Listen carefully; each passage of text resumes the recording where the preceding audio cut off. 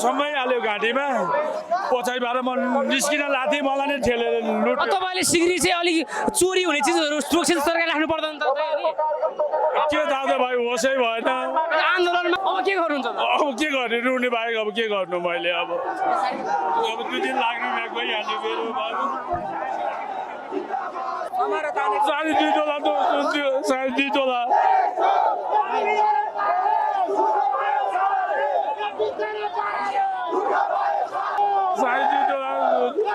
अब मैले कहाँ ल्याउने मेरो सिक्री नै लुट्यो बाबु। अब 2.5 तोला घर कसरी जानु अब म घर कसरी जानु मलाई अब के चोरी नेतै गरे मलाई ल थिचेर तानेर लग्यो मलाई। घाँटी रातो भएर छ दाइ सिक्री लुट्यो सिक्री चोरी भयो दाइ आन्दोलनको क्रममा केही युवाहरूले एकजना दाइको सिक्री चोरी गर्नुभएको छ सबिन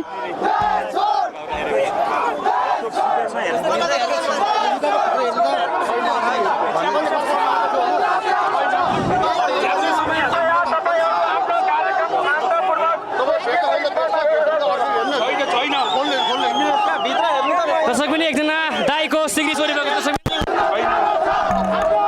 दाइ भेट्यो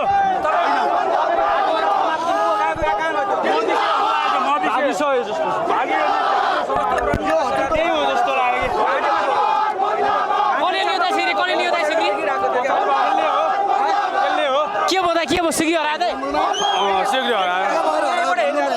सिक्री मेरो यहाँ चाहिँ लुट्यो